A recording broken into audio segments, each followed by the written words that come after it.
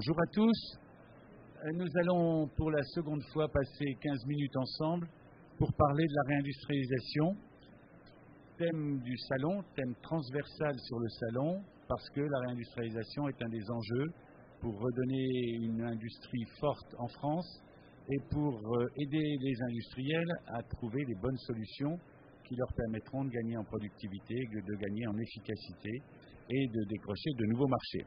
Alors, la réindustrialisation est donc ce thème transverse que l'on retrouve sur le salon à différents endroits, en particulier au niveau de l'espace d'animation qui est à l'entrée du hall 6. Et cet espace, vous y trouverez des tablettes qui sont remplies de vidéos intéressantes sur 4 thèmes principaux: l'entreprise numérique, sur les défis environnementaux, en particulier la décarbonation, également l'éco-conception, la gestion des déchets. Un thème sur les défis de l'entreprise, parce que l'entreprise doit être organisée différemment aujourd'hui en perspective de la réindustrialisation. Il y a la place de la femme dans l'industrie, il y a les formations. Et donc, sur ces différents thèmes, ainsi que sur des thèmes technologiques, vous trouvez toute une série de vidéos que vous pouvez regarder et qui peuvent vous orienter ensuite dans votre visite. Alors, j'ai le plaisir de recevoir Laurent Siegfried, qui est le directeur industrie du Gimelec, qui va nous dire d'abord un petit peu plus de ce que recouvre ce terme Gimelec et des activités qu'il représente dans son organisation professionnelle. Laurent, bonjour. Je vous cède tout de suite la parole. Merci Benoît, bonjour à vous. Alors le Gimelec, qu'est-ce que c'est? Le Gimelec, c'est une organisation professionnelle qui regroupe tous les offreurs de biens d'équipement. Donc on se situe entre les composants et le client final, qui sont les constructeurs de machines et les utilisateurs finaux. Donc biens d'équipement, de services et d'intégration de systèmes. Donc on retrouvera des grands noms exposants ici, comme par exemple Schneider Electric, Siemens, ABB, Phoenix Contact, mais également Eiffage, également voilà, Actemium. Voilà un petit peu l'ossature de nos membres. L'objectif de notre organisation professionnelle, c'est de faire en sorte que justement la France se réindustrialise. C'est pour ça que j'ai accepté cette interview avec plaisir. Et nous, on pense qu'elle se réindustrialisera, et elle est déjà en train de le faire, alors qu'on avait plus de mal il y a quelques années, à travers les technologies que nos offreurs mettent sur le marché, parce qu'on veut une France au top niveau de l'industrie, avec des offres innovantes, des offres électronumériques. Nous sommes le syndicat de la référent dans le domaine de l'électronumérique.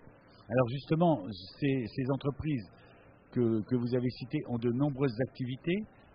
Quelles sont les activités majeures qui collent particulièrement à la réindustrialisation? Alors, tout le monde parle du numérique. L'activité de Industrie 4.0, les offres historiques de nos grands adhérents viennent de l'automatisme, de l'instrumentation, de l'entraînement avec les moteurs, les drives, mais également maintenant ce qu'on rajoute à notre portefeuille, on va dire, d'activités avec nos grands adhérents, c'est ce qu'on appelle nous la plateforme IT-OT, c'est-à-dire le monde qui va de la machine vers l'ERP, et c'est ça qui va faire que demain notre industrie est beaucoup plus performante qu'elle ne l'était aujourd'hui. Plus performante à tout point de vue, mais également performante en matière d'attractivité au niveau des emplois des jeunes. Vous parliez, Benoît, tout à l'heure, par exemple, de l'attractivité, également la femme dans le travail, etc.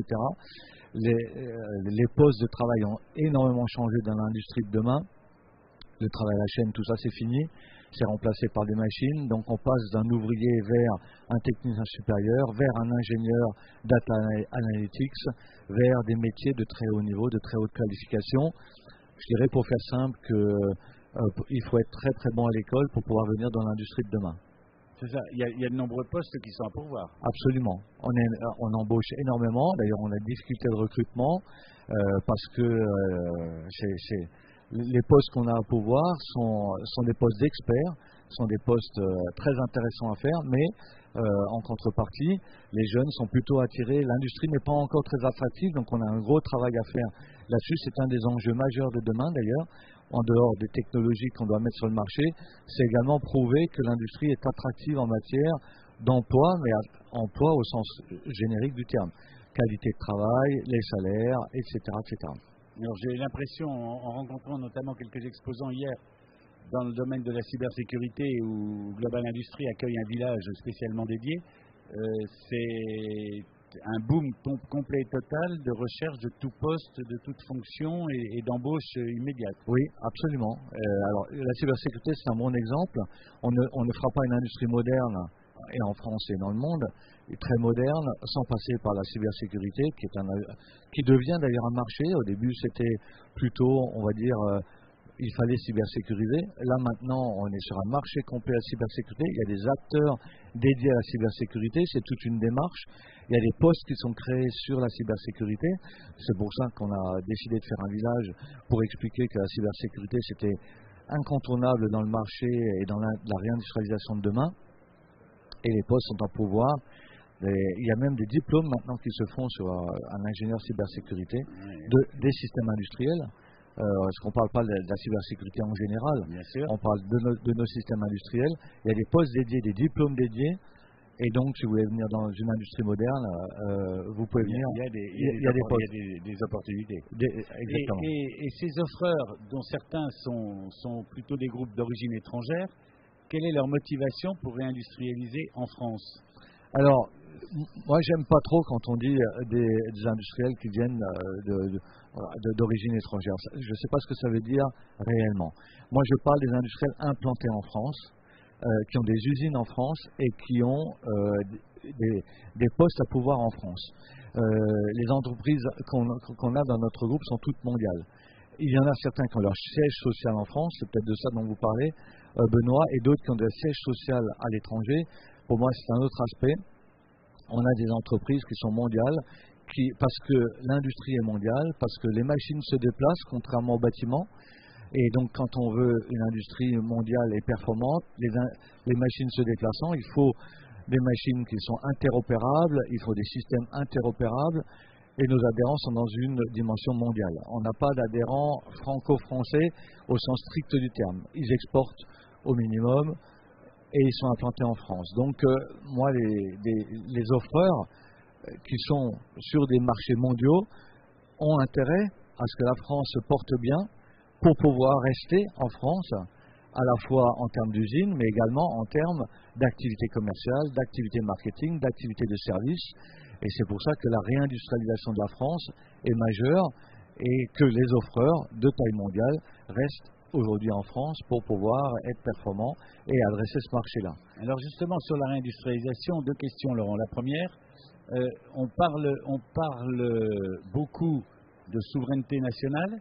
Est-ce que ça n'est pas incompatible avec une vision européenne, voire mondiale de l'industrie? Non, au contraire, c'est très complémentaire. Nous avons besoin de collaborer et de travailler en coopération avec les Allemands, par exemple, qui sont pour beaucoup très avancés en matière de standardisation, en matière de normalisation. Mais si je reprends l'exemple de la cybersécurité, les Allemands nous ont beaucoup écoutés, grâce d'ailleurs à des travaux menés en collaboration avec l'ANSSI, qui est très avancé, beaucoup plus même avancé que les Allemands en matière de cybersécurité. Et les Allemands nous ont beaucoup écoutés, ont intégré beaucoup de travaux qu'on a fait en travaillant en coopération avec l'ANSSI sur les standards de cybersécurité. L'image des normes qui sont toujours d'origine allemande quand elles deviennent européennes, ça disparaît? Non, il faut être honnête, ils sont quand même dans le domaine de la standardisation. L'industrie en Allemagne est quand même beaucoup plus développée qu'en France. Et donc, ils sont effectivement quand même très avancés en matière de standardisation et de normalisation. Mais nous avons notre mot à dire et ils nous écoutent. C'est ce que je voulais dire. On est même avec les Italiens. On travaille, on va dire, en Europe, en bonne écoute et coopération en matière de standardisation et de normalisation. C'est indispensable. Et dans ce contexte, les organisations professionnelles représentent un intérêt encore plus important pour leurs adhérents? Oui, c'est une des valeurs fortes pour être dans une organisation professionnelle. C'est quoi finalement notre rôle? Ça, c'en est un majeur, la standardisation, la normalisation, le fait d'être ensemble pour porter une seule et même voie technique. Donc ça, c'est déjà un aspect important. Il y en a d'autres. Il y a le marketing, on va dire opérationnel, comme ici. D'exposer ensemble sur un salon, ça montre la force de frappe que représente la filière électronumérique en France. il y a également de l'intelligence économique, on fait des statistiques, on fait des prévisions en matière d'économie, etc., etc. Voilà, et on fait évidemment de l'institutionnel pour faire écouter notre profession au plus haut niveau, et on est écouté puisqu'on n'a jamais eu autant de satisfaction à avoir des aides d'État pour développer l'industrie en France depuis maintenant. Il y a un vrai travail. Alors, c'est vrai que la réindustrialisation est devenue un discours un peu politique dont les responsables de l'État se sont emparés, mais concrètement, est-ce que ça veut dire qu'on va multiplier des ouvertures de nouvelles usines, ou est-ce que le travail de réindustrialisation se commence au niveau des usines existantes et des équipements existants? Les deux, Benoît. On est pour la première fois en solde positif d'ouverture d'usines par rapport... Alors ça c'est historique, on fermait beaucoup plus d'usines qu'on en ouvrait. Depuis l'année dernière, on a un solde positif de 120 nouvelles usines qui sont créées en décomptant celles qui sont fermées. Donc ça c'est quand même une très bonne nouvelle, parce que quand on fait des nouvelles usines, on crée de l'emploi, on crée évidemment du business, parce qu'il faut industrialiser ces usines-là, il faut les automatiser, j'allais dire, mais il faut également rénover les usines existantes, les rendre plus performantes, aller vers le 4.0, si possible même plus que le 4.0 maintenant. C'est tout l'enjeu de la réindustrialisation. Et on est en très bonne voie. Oui, il y a des effets concrets. Oui. Est-ce que la discussion avec le client final, avec des PME dans la mécanique ou dans d'autres secteurs, n'est pas un peu compliquée quand on parle de digital, parce que c'est très immatériel et qu'évidemment chacun des offreurs a la meilleure solution, et comment on s'y retrouve, comment on peut s'informer davantage et voir ce qui convient vraiment et ce qui est adapté à ma petite entreprise en évolution, en productivité augmentée, etc. Alors nous travaillons de consort. Nous seuls, Gimelec, nous n'arriverons pas à faire la nouvelle industrie de demain.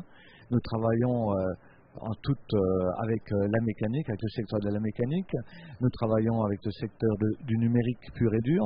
D'ailleurs, le salon qui est ici représente bien les trois métiers avec les différents halls. Nous sommes plutôt le Gimelec dans le hall 5, donc j'invite tous les visiteurs à nous voir côté du hall 5 pour voir les offreurs du futur. Mais le numérique est présent, les éditeurs logiciels, pas très loin du hall 5, juste à côté, et puis toute la partie mécanique, sous-traitance, les pièces sont plutôt côté hall 6, avec toute la mécanique. Tout ça, ça fait l'industrie moderne de demain. Donc on travaille ensemble avec des offres très complémentaires. La mécanique va fournir les machines au demandeur final, et nous fournissons les solutions et les équipements pour les constructeurs de machines et ceux qui vont automatiser demain. Et il y a des offres aujourd'hui, même pour la PME de 40 personnes ou de 50 personnes, c'est pas réservé sur la numérisation, sur la digitalisation, c'est pas réservé à des très grands groupes? Ah non, pas du tout. Alors les très grands groupes vont faire effectivement des rénovations complètes de lignes et passer tout de suite à des solutions extrêmement innovantes et complexes, parce que elles ont cette maturité-là, mais une PME peut faire par exemple du edge computing, c'est-à-dire tout en ne modifiant pas trop son usine de base, elle commence à mettre des capteurs permettant de capter des données et pour des sommes très modiques, arriver à rentrer un pied dans l'industrie 4.0 par ce que moi j'appelle le edge computing et des superviseurs, de MES. Toutes ces offres-là sont destinées à des toutes petites PME et qui sont en plus accompagnées dans le cadre du plan relance ou du plan France 2030. Donc on peut aller vers l'industrie 4.0, qu'on soit une très petite entreprise ou une très grosse, à tout prix et je dirais avec toutes les solutions qui sont sur le marché sans problème. Alors il y a une question que je me pose toujours quand on regarde ces nouvelles technologies et ces innovations. Est-ce que c'est l'offre les offreurs qui créent le besoin avec des nouvelles solutions ou des évolutions, ou est-ce que ce sont les utilisateurs qui, quand ils ont commencé à se numériser, à se digitaliser, en demandent de plus en plus? Alors ça c'est excellent comme question. On dit souvent il faut que les offres répondent à la demande, c'est vrai, mais c'est également les offreurs, de par leur innovation, qui font en sorte qu'il y ait des ruptures technologiques et qui font que l'offre de demain est acceptée par tout le monde. Je prends un exemple, l'iPhone par exemple, enfin l'iPhone ou le smartphone, c'est une rupture de l'offre qui a amené derrière une demande colossale. Donc les deux aussi, les deux réponses sont bonnes. La demande amène l'offre et l'offre amène la demande. Eh bien Laurent, merci beaucoup. Merci Benoît. Très instructif, très intéressant. Merci. Et puis rendez-vous alors dans le hall 5 sur les stands notamment des adhérents du Jumelec, et puis dans le hall 6 sur l'espace réindustrialisation à l'entrée du hall 6. Merci à tous. Merci à vous.